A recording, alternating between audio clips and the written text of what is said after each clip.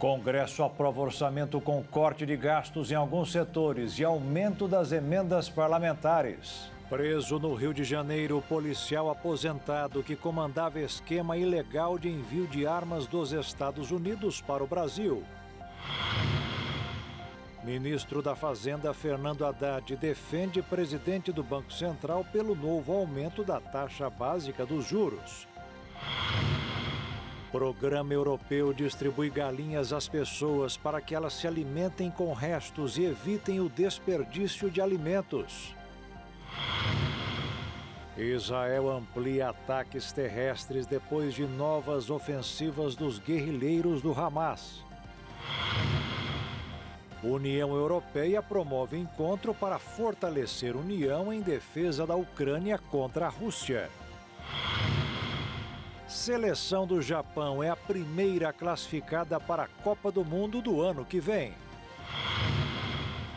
E um levantamento apontou que pessoas idosas têm menos problemas para encontrar a felicidade. É agora no Jornal das 22.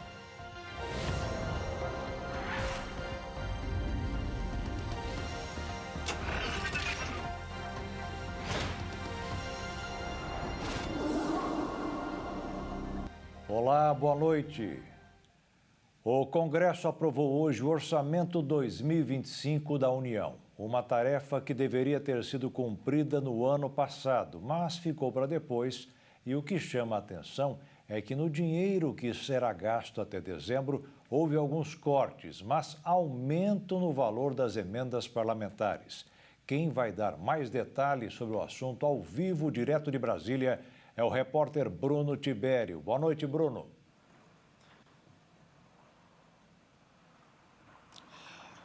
Olá, Jaqueto, boa noite para quem está nos assistindo. Pois é, o projeto de lei orçamentária, então, foi votada com atrasos nessa quinta-feira, né? Um processo que vem se arrastando aí desde 2024, né? Então, já era para ter sido, inclusive, votado esse projeto de lei orçamentária já no ano passado, o que, inclusive, acabou gerando atritos entre os congressistas e também o Palácio do Planalto. O presidente da Comissão Mista de Orçamento, o deputado Júlio Arcoverde, ele acabou atribuindo, inclusive, a demora, né, a demora dessa votação em relação muito por conta do envio tardio, então, dos ofícios aí pelo governo federal, principalmente ali pelo Ministério do Planejamento. O relator do orçamento para 2025, o senador Ângelo Coronel, ele apresentou então o parecer ainda nesta manhã, tanto que foi aberta até uma sessão extraordinária do Congresso Nacional, justamente com o objetivo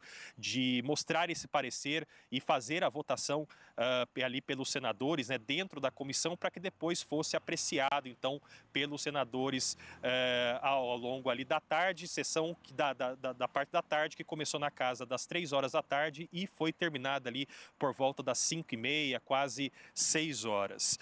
O documento ele foi protocolado então durante a madrugada e a votação acabou inclusive ocorrendo de forma acelerada, já que há a previsão de uma viagem que os presidentes da Câmara e também o presidente do Senado vai fazer com o presidente Lula. Eles vão viajar muito em breve aí para o Vietnã, bem como também para o Japão. Por esse motivo, foi utilizado então aí esse processo, né, de votação, ele foi acelerado porque a previsão era de que essa votação ela fosse acontecer apenas ali no mês de abril. O substitutivo do projeto de lei anual define algumas questões ali muito importantes que você até citou antes aqui da minha entrada, né? Um orçamento total de 5,9 trilhões de reais, então, para o ano de 2025, dos quais 1,65 trilhão serão destinados, então, ao refinanciamento da dívida pública. Além disso, também, o parecer prevê, então, um superávit primário de 15 bilhões e que estaria, então, em conformidade ali com a meta estabelecida nas diretrizes orçamentárias. Esse cálculo, ele não inclui, né, esse cálculo aí dos 15 bilhões, ele não inclui os gastos ali com os precatórios, que acabaram sendo, inclusive, excluídos por decisão do STF. E caso fossem, então, contabilizados também os precatórios, o valor total seria de 40,4 bilhões de reais. O relatório estipula, inclusive, um teto de gastos na casa de 2,2 trilhões de reais e um piso de investimentos aí na casa de 74,3 bilhões, o que dá por volta aí de 0,6% do PIB. Entre as demandas do governo que estão incluídas, estão ali então 8,3 bilhões de reais destinados então a benefícios previdenciários, além de 3 bilhões de reais voltados ali para o programa Vale Gás e um corte de 7,7 bilhões de reais no Bolsa Família. O que chama atenção é justamente aí a previsão de 50,4 bilhões em emendas parlamentares. As maiores parcelas estão sendo destinadas então ali como sugestões ali para os deputados, seguidas então depois por emendas de bancadas estaduais e também emendas de comissão, e as emendas individuais, né, de cada um dos deputados chega a 5,5 bilhões. Então, boa parte do valor dos 50,4 bilhões das emendas parlamentares que estão previstas então nesta votação, né, que foi aprovada nessa votação, a maior parte, a maior parcela, serão então destinadas a sugestões aí de deputados. Jaqueto, volto com você. Obrigado, Bruno, pelas informações direto de Brasília. Daqui a pouco você volta com outras notícias. E as operações para tirar das ruas os motoristas que dirigem embriagados parecem estar dando certo, pelo menos no Rio de Janeiro. O número de motoristas autuados por dirigir sob efeito de álcool no estado do Rio apresentou uma redução significativa em 2025, de acordo com dados da Operação Lei Seca. Até a última quarta-feira foram abordados 70.483 motoristas, dos quais pouco mais de 6 mil foram autuados, representando 9,6% do total. O índice mostra que uma queda em relação ao ano anterior, reforçando o impacto das ações de fiscalização e conscientização. A Operação Lei Seca, que completou 16 anos nesta semana, registrou quase 30 mil casos de alcoolemia em 2024. Historicamente, a menor taxa de motoristas flagrados ocorreu em 2018, quando apenas 4% dos condutores testados foram autuados. No entanto, durante a pandemia, houve um aumento expressivo nos casos, atingindo um pico de 13% em 2021. Para o deputado federal Hugo Leal, autor da Lei Seca, os dados demonstram que a fiscalização tem sido eficaz na conscientização da população e na prevenção de acidentes. Segundo ele, a Lei Seca tem um papel fundamental na segurança viária, reduzindo acidentes e preservando vidas. Entre os municípios com o maior número de motoristas autuados se destacam o Rio de Janeiro, Niterói, São Gonçalo, Duque de Caxias e Nova Iguaçu. Já fora da região metropolitana, as cidades com mais ocorrências são Cabo Frio, Maricá e Campos dos Goytacazes. Considerada uma das políticas mais importantes para a segurança no trânsito, a Lei Seca vem promovendo mudanças no comportamento dos condutores, reforçando a importância da direção responsável e da adoção de hábitos mais seguros nas vias. A Polícia Federal prendeu hoje Josias João do Nascimento, conhecido como o Senhor das Armas. Ele era o principal responsável pelo esquema de envio ilegal de armas dos Estados Unidos para o Brasil, para abastecer uma facção que atua em comunidades do Rio de Janeiro. Após investigações, a Polícia Federal identificou um grupo criminoso responsável pelo envio de cerca de 2.000 fuzis de Miami, nos Estados Unidos, para o Rio de Janeiro. A investigação identificou o verdadeiro líder da organização criminosa, que se utilizava de pessoas físicas e jurídicas para a aquisição de imóveis e bens voltados para a lavagem do dinheiro obtido por meio do tráfico internacional de armas. O homem que atirou contra os policiais foi abordado em sua casa, em um condomínio do Recreio dos Bandeirantes, na zona oeste do Rio de Janeiro. Havia um mandado de busca e apreensão para ser cumprido na residência. Além dos crimes pelos quais é investigado, ele responderá por tentativa de homicídio contra os próprios policiais federais e posse ilegal de arma de fogo. Todos os investigados poderão responder pelos crimes de tráfico internacional de armas, organização criminosa, lavagem de capital, evasão de divisas, corrupção ativa e corrupção passiva. A operação contou com o apoio do Ministério Público Federal, do Comitê de Inteligência Financeira e Recuperação de Ativos, órgão ligado à Polícia Civil do Estado do Rio de Janeiro e da Secretaria Nacional de Segurança Pública.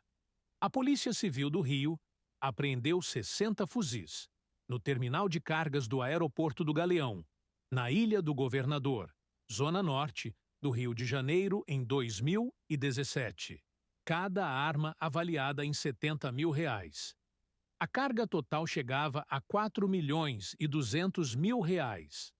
Novas, mas com numeração raspada para dificultar o rastreamento, das armas chegaram de Miami em 2 voos. Estavam escondidas no interior falso de aquecedores para piscinas, dentro de um container. Cada aquecedor de piscina com fundo falso continha 8 fuzis. Ao todo, havia 3 modelos dessas armas.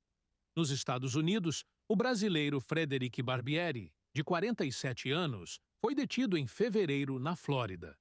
Em fevereiro de 2018, acusado de cuidar da Rota Flórida, Rio de Janeiro no tráfico de armas. Naturalizado americano, ele foi condenado no mesmo ano a 12 anos e 8 meses de prisão, após declarar-se culpado pelo contrabando de 960 armas de fogo para o Brasil. Na época, ele foi apontado como o senhor das armas, o maior traficante de armas do Brasil. Com sua prisão, um novo líder. Josias João do Nascimento, agora chamado de o Senhor das Armas, alvo da operação desta quinta-feira, teria assumido o controle dessa rota de tráfico. Hoje também aconteceu uma operação para desarticular um grupo criminoso que escondia cocaína em cargas de frango congelado, que tinham como destino países africanos. A investigação começou após a apreensão de 3 carregamentos de cocaína em países africanos em dezembro de 2022. As cidades alvo da operação foram Itapoá, Rio do Sul e Garuva, em Santa Catarina, Curitiba e Paranaguá, no Paraná, e Sorocaba e Quadra, em São Paulo. O grupo usava empresas de logística para esconder drogas. Os criminosos tinham informações sobre o destino das cargas, o número de containers e as embarcações, e aliciavam funcionários de outras empresas para replicar o crime em outros portos, como o de Paranaguá, no Paraná. Ao todo, cerca de R$450 milhões foram movimentados por empresas fantasmas entre 2022 e 2024. A Justiça determinou o sequestro de bens, como veículos, imóveis e o bloqueio de contas ligadas a 17 pessoas e empresas. No início da investigação, 2 representantes de uma transportadora líbia foram presos, suspeitos de tráfico internacional de drogas. Segundo a PF, os envolvidos vão responder por tráfico de drogas, associação e financiamento ao tráfico e lavagem de dinheiro, com penas que podem variar de 3 a 20 anos. A mainha do crime, líder de uma organização criminosa, oferecia mais de R$2 mil por celulares roubados em São Paulo. Suedna Barbosa foi presa no mês passado pelo envolvimento no assassinato do ciclista Vitor Medrado. Segundo as investigações, a mainha do crime era a líder do grupo e fornecia armas de fogo, motocicletas e mochilas para os assaltantes que agiam nos bairros nobres de São Paulo. Depois de um roubo bem-sucedido, os bandidos vendiam os celulares para ela. Os valores dependiam do modelo e da possibilidade de troca de chips. A líder do grupo cobrava um valor para o aluguel dos materiais. A Polícia Civil apreendeu em flagrante no mês passado com 3 revólveres, quase 20 celulares, R$21 mil em dinheiro e outros itens roubados. A organização criminosa foi acusada pelo envolvimento em diversos crimes, incluindo a morte do ciclista Vitor Medrado e no assassinato do delegado da Polícia Civil, Josenildo Moura. A mainha do crime permaneceu em silêncio durante o interrogatório e não se manifestou sobre as acusações. E veja a seguir, ministro da Fazenda, Fernando Haddad, defende presidente do Banco Central pelo novo aumento da taxa básica dos juros. E programa europeu distribui galinhas às pessoas para que elas se alimentem com restos e evitem o desperdício de alimentos.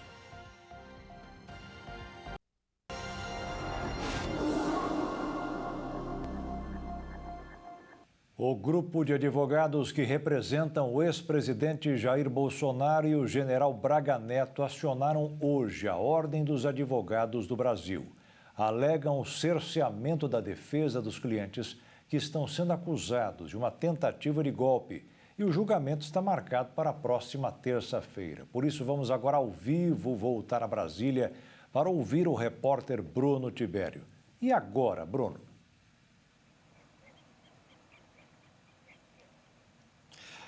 Pois é, Jaqueto, então as defesas de Braga Neto e também de Jair Bolsonaro no inquérito, né, relacionado aí à suposta tentativa de golpe de Estado, acabaram acionando então a OAB. No pedido, eles acabaram por solicitar que o Conselho Federal ali então da entidade intervenha principalmente com o objetivo de assegurar os direitos e também as prerrogativas ali da defesa do processo que está em andamento então no STF, lembrando, como você bem destacou, nesse próximo dia 25 agora, né, teremos então aí a votação justamente deste caso, né, e também dos outros 34 envolvidos nessa suposta tentativa de golpe de Estado. Entre as principais reclamações, então, que estão sendo apresentadas ali para a OAB, né, que a defesa acabou apresentando para a OAB, estão a dificuldade do acesso integral aos autos ali do processo, o tempo também que a segunda defesa considera insuficiente para a formulação, então, da defesa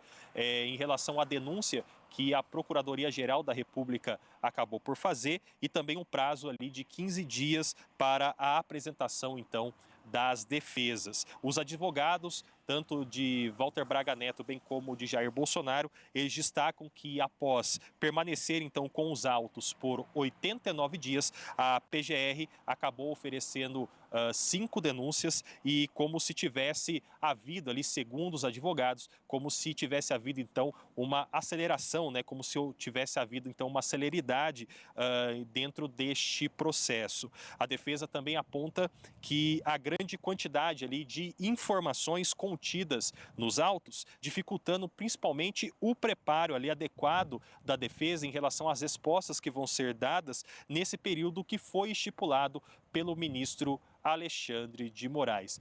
Lembrando novamente que nesse próximo dia 25 agora de março vai ser feita então a votação, né, desse caso, onde Jair Bolsonaro e outras 34 pessoas, elas estão sendo acusadas aí de um suposto golpe, né, uma suposta tentativa de golpe de Estado. Então, nas próximas semanas a gente vai ter aí os capítulos da política nacional. Jaqueto.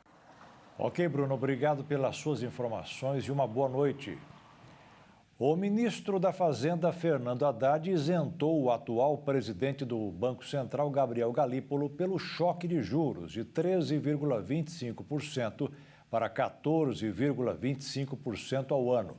O ministro disse que o Banco Central não pode dar um cavalo de pau e mudar a taxa básica de juros. A alta do preço dos alimentos e da energia e as incertezas em torno da economia global fizeram o Banco Central aumentar pela 5ª vez seguida os juros. Por unanimidade, o Comitê de Política Monetária, o Copom, aumentou a taxa Selic em 1 ponto percentual, para 14,25% ao ano. O comitê alertou que existe o risco de que a inflação de serviços continue alta e ressaltou que continuará a monitorar a política econômica do governo. Essa decisão de aumentar a taxa básica de juros em 1 ponto percentual já era esperada pelo mercado financeiro. Desde o início do ciclo de alta de juros, em setembro de 2024, já foram 5 aumentos consecutivos. Em dezembro, além de subir a Selic em 1 ponto percentual, o Copom prometeu mais 2 altas da mesma intensidade nas reuniões seguintes, em janeiro e março. Agora, concretizou a estratégia traçada. O ministro Fernando Haddad disse que o Banco Central tem a obrigação de fazer a inflação cair e está buscando uma meta exigente. Você não pode, na presidência do Banco Central, dar um cavalo de pau depois que você assumiu. Isso é uma coisa muito delicada.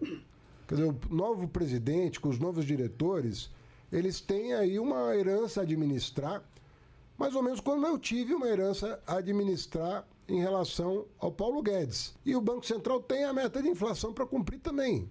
Assim como eu tenho a meta fiscal para cumprir, que é aprovada pelo Congresso Nacional, o Banco Central tem a meta a cumprir, que é a meta estabelecida pelo Conselho Monetário Nacional.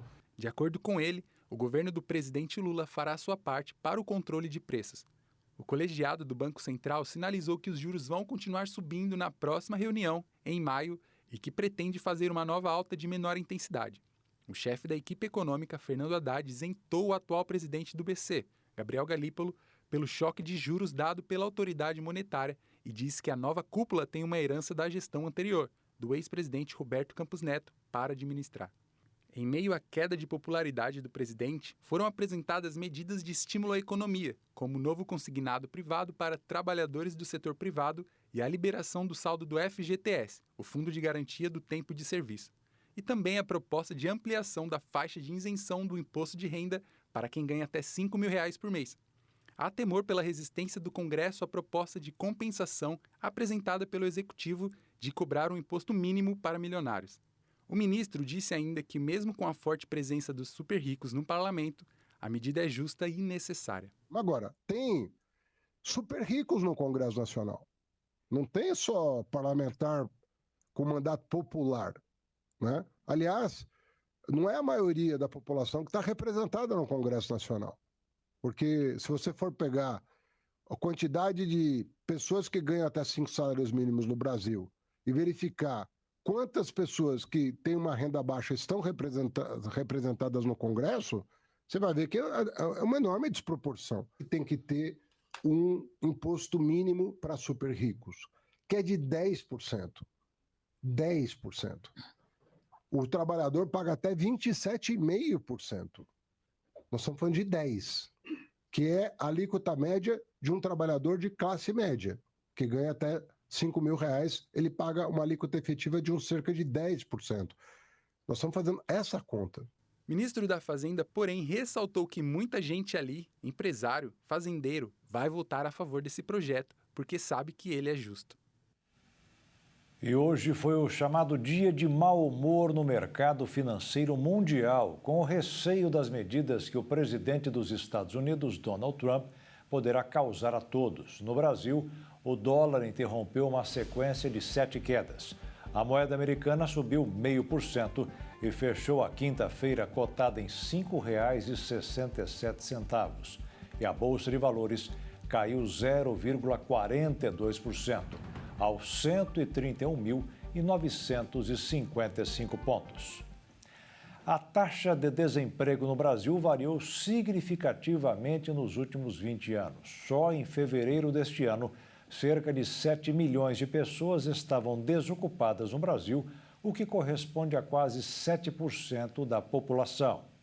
A falta de mão de obra especializada no mercado de trabalho tem impactado na taxa de desemprego no Brasil. O setor supermercadista enfrenta um desafio crescente na contratação de mão de obra. Em 2024, o Brasil registrou a menor taxa de desemprego da história, 6,6%.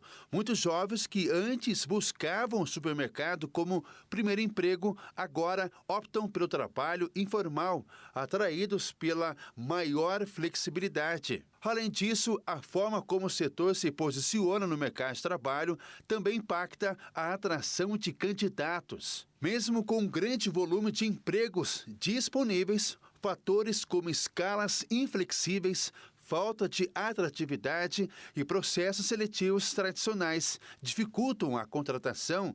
E para reverter esse cenário, redes precisam se reposicionar sua marca empregadora e modernizar suas estratégias de recrutamento. O setor emprega atualmente 3 milhões de trabalhadores direta e indiretamente e conta com cerca de 400 mil lojas espalhadas pelo país. Mesmo com foco na qualificação do trabalhador, do setor varejista e supermercadista, o setor passa por dificuldades na contratação de mão de obra e que já acumula aproximadamente 357 mil vagas em aberto. Neste ano, a Abrasa estabeleceu um protocolo de intenções com o Ministério do Desenvolvimento e Assistência Social, Família e Combate à Fome, liderado pelo ministro Wellington Dias, para tratar da empregabilidade do setor, de forma a incluir os que saíram do serviço militar obrigatório no mercado de trabalho. As cidades europeias distribuem galinhas grátis à população para evitar jogar comida fora. Na França e na Bélgica, algumas cidades vêm distribuindo as aves de graça há 10 anos para combater o desperdício de alimentos. O objetivo deste novo programa experimental, lançado pelo Departamento de Coleta de Lixo do pequeno vilarejo no nordeste da França, era reduzir o desperdício de alimentos. O projeto estava em andamento há algum tempo. O então presidente da aglomeração de Colmar, que tem função semelhante à de um prefeito, Gilbert Meyer, havia sido reeleito em 2014 com o slogan Uma Família, uma Galinha, que visava incentivar os moradores a adotar uma galinha. No ano seguinte, o programa foi lançado em parceria com 2 granjas próximas. Os moradores foram encorajados a pensar nos ovos gratuitos. O esforço despendido para criar uma galinha seria recompensado rapidamente. Mais de 200 residências em 4 municípios se inscreveram e receberam 2 galinhas cada. Até o momento, 5.282 galinhas foram distribuídas aos moradores locais, e as inscrições estão abertas para a próxima rodada de distribuição em junho de 2025. Além de os moradores receberem um suprimento abundante de ovos gratuitos, o desperdício de alimentos também foi evitado, uma vez que as galinhas são alimentadas com restos de comida, que, de outra forma, seriam jogados fora, indo parar nos aterros sanitários. Os resíduos alimentares contribuem com mais emissões de metano para a atmosfera do que qualquer outro material depositado em aterros sanitários, devido à sua rápida taxa de decomposição. E veja a seguir, União Europeia promove encontro para fortalecer união em defesa da Ucrânia contra a Rússia. E Israel amplia ataques terrestres depois de novas ofensivas dos guerrilheiros do Hamas.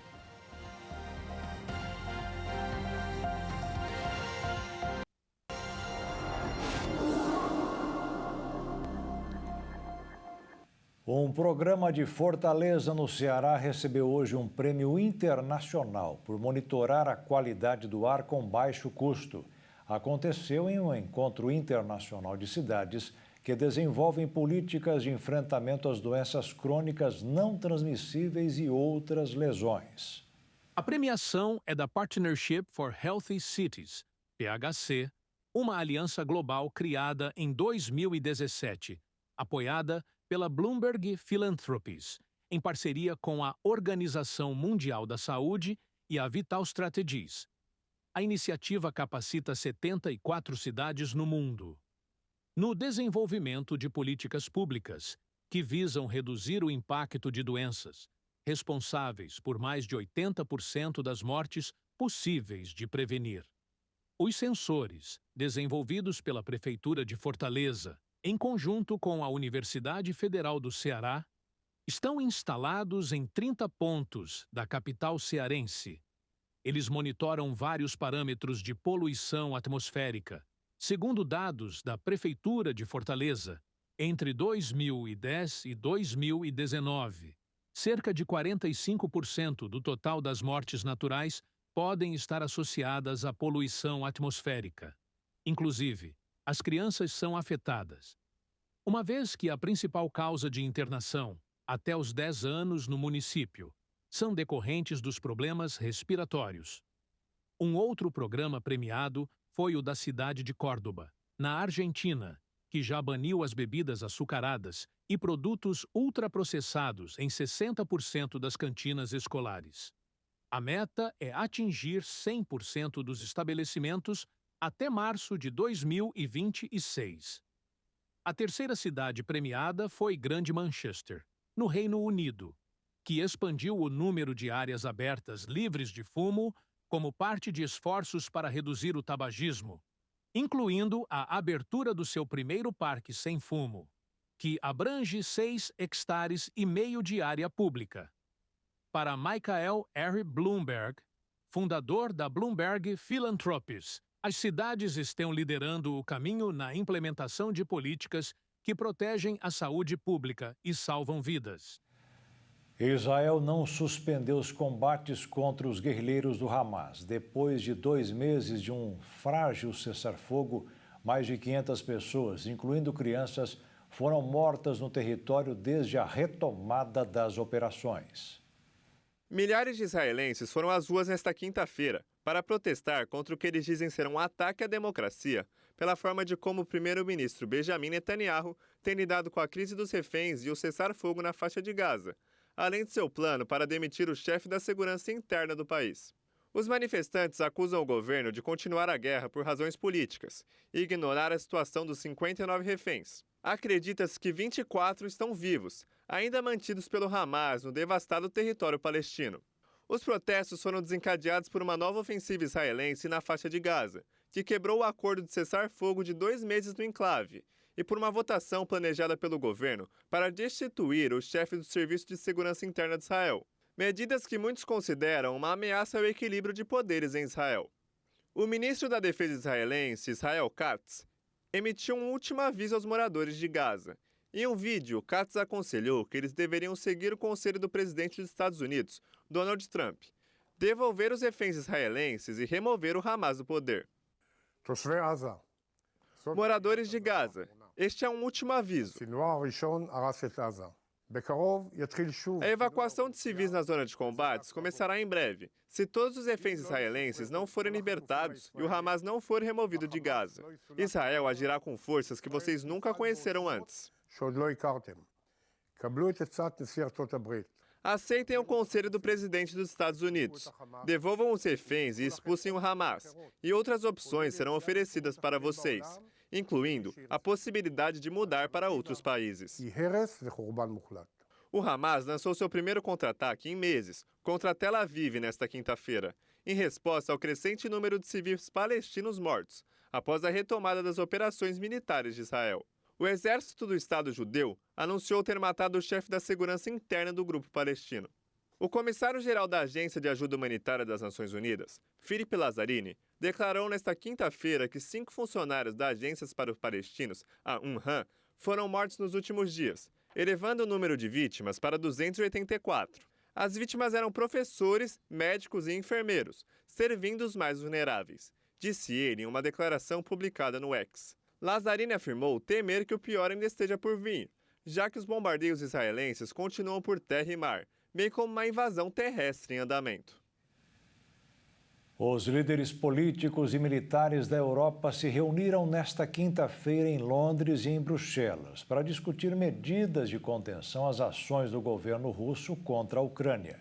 A intenção também é oferecer garantias de segurança a Kiev por meio de uma força internacional.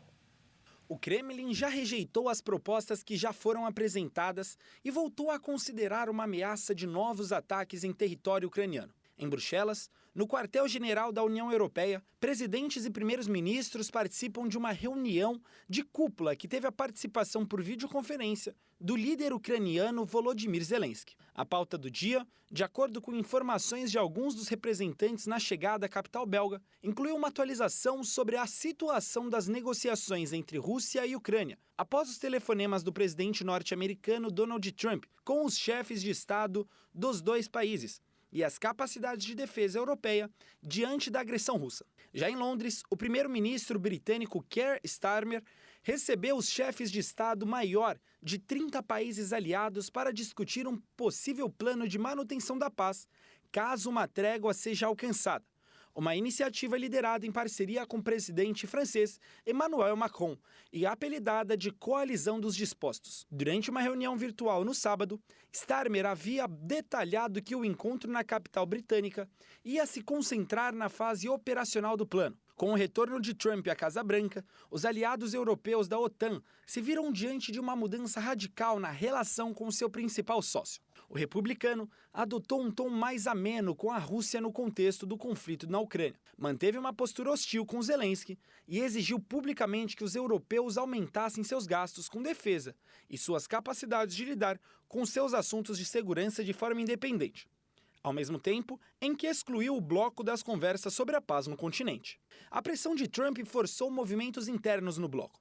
A Alemanha aprovou um aumento histórico nos gastos em defesa nesta semana, enquanto França e Reino Unido têm tentado liderar a criação da Força Internacional para a manutenção da paz na Ucrânia, embora não esteja claro quais seriam suas contribuições, qual seria o tamanho do contingente e outros aspectos fáticos. Apesar da busca por soluções independentes, a Europa não descartou completamente o apoio dos Estados Unidos, principal integrante da OTAN em termos de arsenal, capacidade financeira e tropas. O Ministério da Defesa da Rússia informou nesta quinta-feira que derrubou 132 drones ucranianos sobre as regiões de Satarov, a quase 700 quilômetros ao sudeste de Moscou, em Voronezh. Kiev disse ter registrado 6 mísseis e 145 drones de combate russos em seu espaço aéreo na noite de quarta-feira. Um homem morreu e 3 pessoas ficaram feridas em outro ataque contra um edifício residencial em Sumy. Além disso, um bombardeio matou um civil em Kherson, segundo autoridades locais.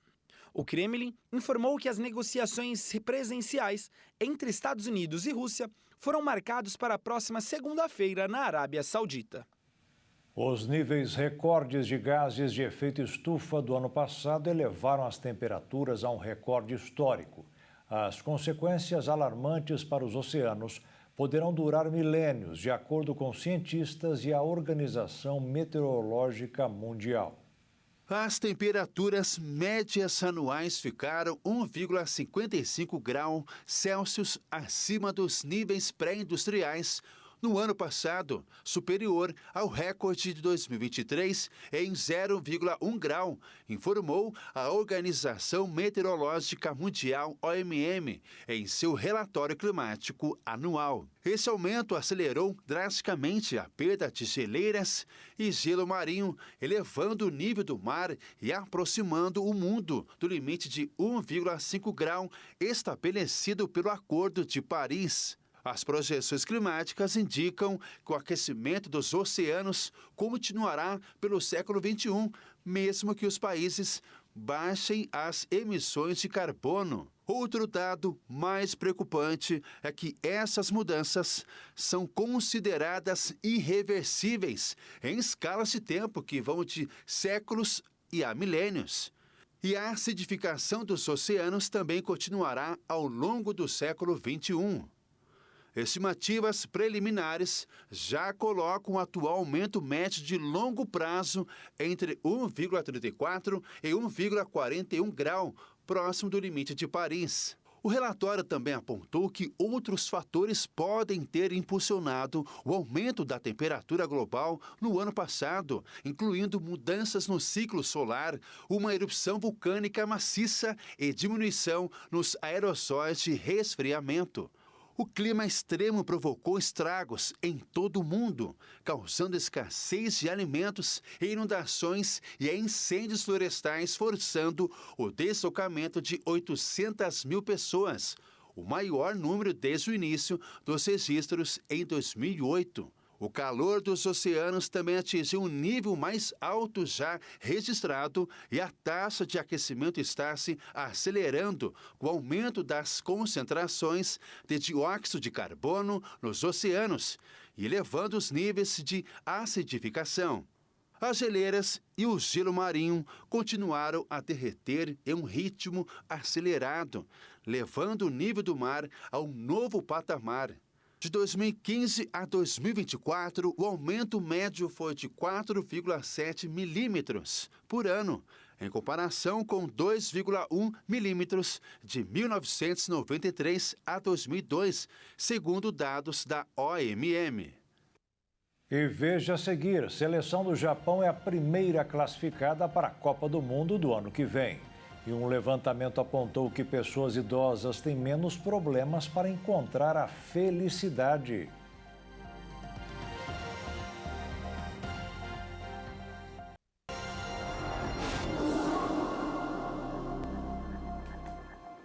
Uma operação integrada da Polícia Civil, Polícia Militar e do Departamento de Polícia Técnica resultou na prisão de 10 pessoas na cidade de Prado, localizada no extremo sul da Bahia.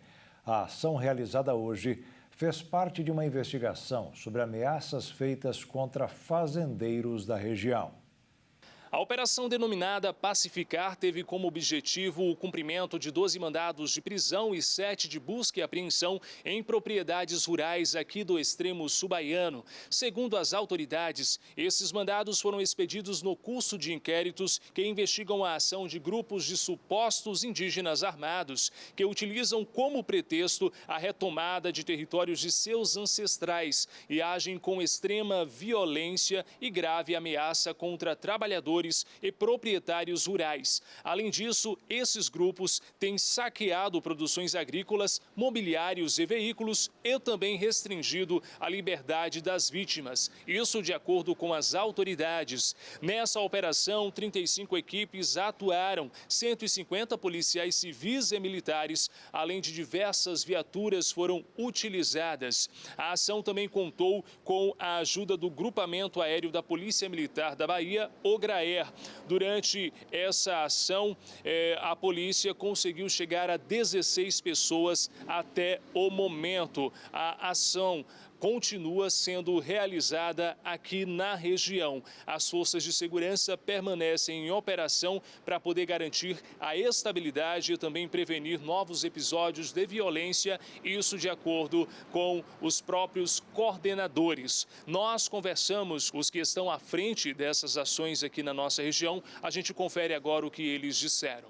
Nem todos ainda foram localizados, mas nós já temos um balanço aí de 13 prisões, né? Apreensão de armamento de grosso calibre, inclusive, né? Apreendemos um fuzil calibre 7,62, farta munição de calibre 5,56, que inclusive é a munição utilizada para fuzil, apontando que esses criminosos estão de posse de outros fuzis. As investigações foram instauradas para investigar fatos. Esses fatos eles começaram a se intensificar a partir do mês de dezembro do ano passado, e a partir dessa intensificação foram instaurados diversos inquéritos a partir dos fatos que foram relatados. E durante a instrução dos inquéritos, com oitivas e outros elementos de prova, identificação de autoria, foi possível os delegados que são responsáveis pela presidência dos inquéritos, que é o Dr. Kleber, que é o delegado titular do Prado, e o Dr. William, que responde também pela delegacia do Prado nas férias do Dr. Kleber, foi possível estabelecer a vinculação de alguns indivíduos como autores dessas ações, integrantes dessa associação criminosa que vinha praticando essas invasões mediante violência, grave ameaça, inclusive com armas de grosso calibre, e subtração de pertences, de objetos, de bens patrimoniais dessas empresas rurais, dessas propriedades rurais. Nós tivemos, infelizmente, um policial militar baleado numa dessas ocorrências, mas, graças a Deus, está fora de perigo, está no hospital, já estivemos lá acompanhando e estava fazendo ressonância para ver se atingiu algum órgão, né? O tiro pegou no colete, acho que vocês já viram as fotos, uma hematoma muito grande, mas graças a Deus nosso policial está bem e será assistido por nossa instituição. Um casarão antigo desabou no centro do Rio de Janeiro. Segundo o Corpo de Bombeiros, os escombros soterraram um homem que morreu no local. A Prefeitura do Rio de Janeiro informou que o casarão estava abandonado. Segundo as autoridades, o edifício apresentava risco de desabar desde o ano passado, quando foi feita a última vistoria. O proprietário do imóvel foi intimado há mais de 10 anos sobre o estado de degradação e, mesmo assim, os reparos não foram feitos. O acidente atingiu postes e carros estacionados na rua. O Corpo de Bombeiros interditou o local e outra rota foi aberta para a circulação dos veículos.